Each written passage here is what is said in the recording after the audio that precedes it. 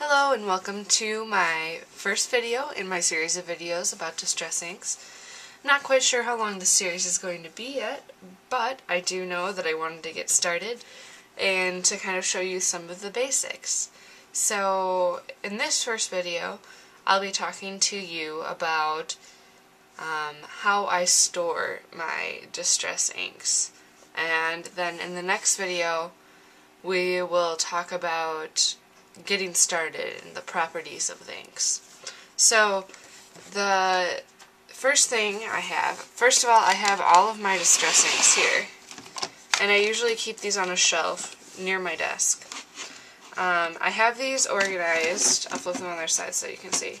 I have these organized right now by the color that they are on the distress inks chart, which you can print off at the Ranger website. And I've printed this off and completed it.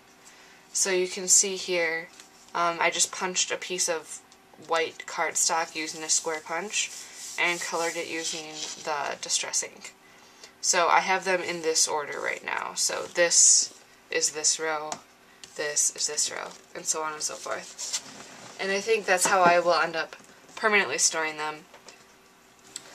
And probably only stacking them 3 high, because then it's easy to pick them all up, whereas with 6 it gets a little cumbersome.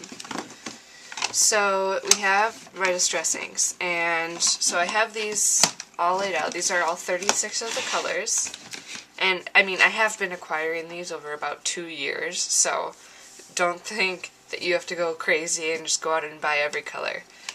In my next video I'll talk about how to get started if you don't already have some colors, or how to pick out the first, 3 or 6 colors that you want to have to get working and seeing if you like doing this kind of stuff.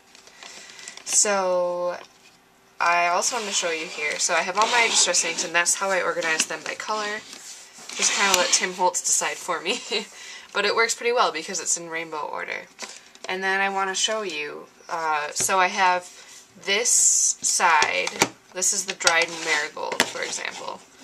I have this side and this side, so the two opposite sides. I just punched out a label using from EK6S. It's this one. And you don't need a specific punch to do this. You could just cut a strip of paper, which is fine. But I just did that because it was easy. And I cut this out of vintage cream cardstock, I believe, since that's pretty much what I use all the time. So I wanted to have that as a color reference.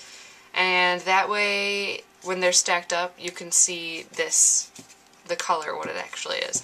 And then on the other two sides, I have the labels printed off with the color, and you can download these at the Ranger website as well.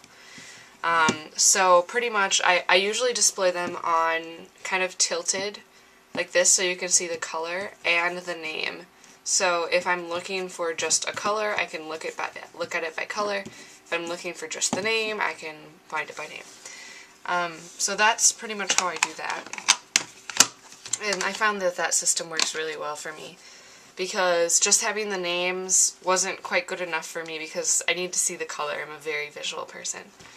So I have the distress inks, and I keep them on a shelf. Right now I keep them on just a shelf, and it's kind of disorganized, but I'm hoping to get kind of a narrow ledge shelf that goes by my desk so that I can have them all laid out nice and pretty. Next we have the distressing tools. And this is a craft spinner. It's made by Ranger as well, and it holds 8 distressing tools. I only have 8, and also I've collected these over the last year or 2. Kind of just picked one up with every so often and got them with coupons as well. And I would think it would be cool to have one for every color, but I just literally do not have enough room for that. So even if I did stack the spinners, all the way up, I just wouldn't have enough room for it, and it'd be too expensive for me. So what I do is I just keep them out like this. Right now I don't have any of the inker pads on them, but when I start using colors and taking colors out, I kind of just leave them on there until I need to take them off. Because that tends to just have my most used colors out. So like tea dye and shabby shutters are pretty much always on here. So I just keep that right next to my working surface. And then this is my baby. This is the Distress Ink chart that I made. It's just the chart that I showed you before.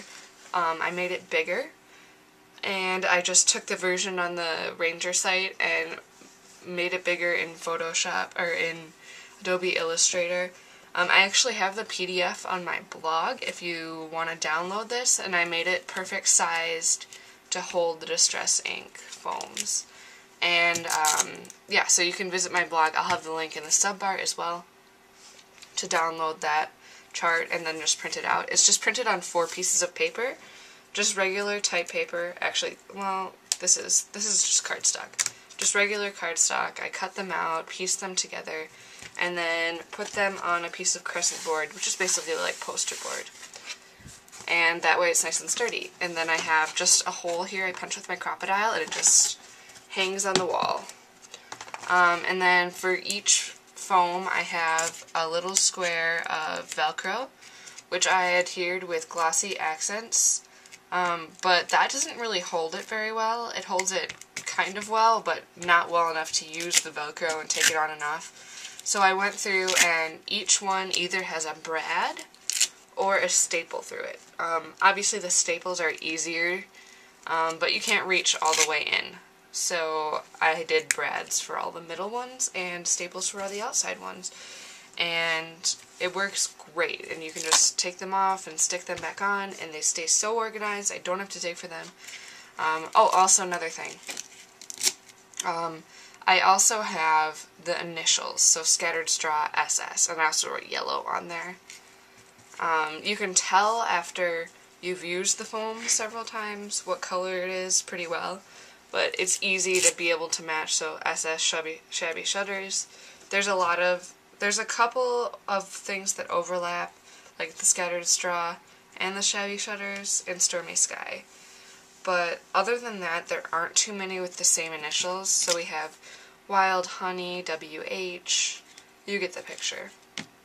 So that's pretty nice. And so even if I had all the foams all over my desk, completely out of order, I'd still be able to put them back into their place.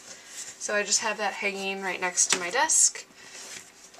And that's how I organize my Distress Inks. So if you have any questions about the Distress Inks, just let me know.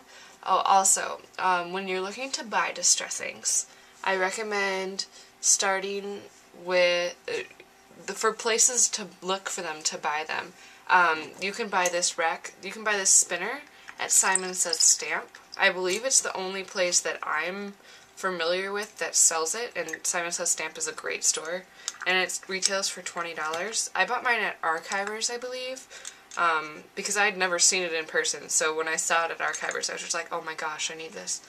You can buy these ink blending tools pretty much anywhere where they sell Tim Holtz products. Definitely check out Michaels, Joann Fabrics, places like that where you can use coupons on them. They retail for $5, so if you used a 50% off coupon, they'd only be $2.50. Same thing with these foams. They usually carry them wherever they carry the tools. They come in a packet of 10 like this. These are just my extras. And you can use a coupon on those usually. And then the Distress Inks are the main colors, the original colors that I'll go over in my next video are pretty easy to find at, say, Michaels and Hobby Lobby and things like that. But not all of the colors are that easy to come by. So I got a lot of mine through Studio Calico, Two Peas in a Bucket, and Simon Says Stamp. Because they have, between the three of them, they definitely have all the colors covered. So yeah. So I hope you enjoyed this first quick overview of how I organize my Distress Inks, and I'm looking forward to getting started with these video tutorials. If you have any questions, just leave them in the comments below, and I hope this gave you some ideas for organizing your own Distress Inks and starting your collection. Thanks for watching. Catch you again next time.